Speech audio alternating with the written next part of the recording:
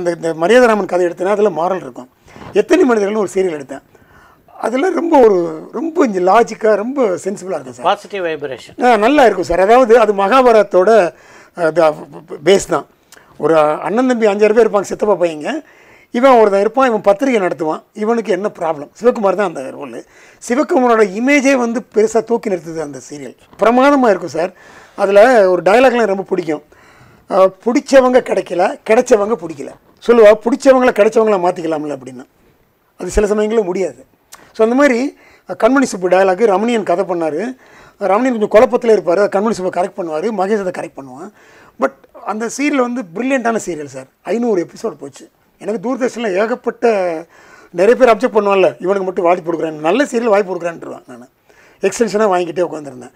So அந்த மாதிரி நல்ல விஷயங்கள் பண்ண முடியும். இன்ஃபேக்ட் அந்த எத்தனை மனிதர்கள் சீரியல் தான் என்னுடைய வாழ்க்கையவே தோசை மாதிரி திருப்பி போட்டுச்சு.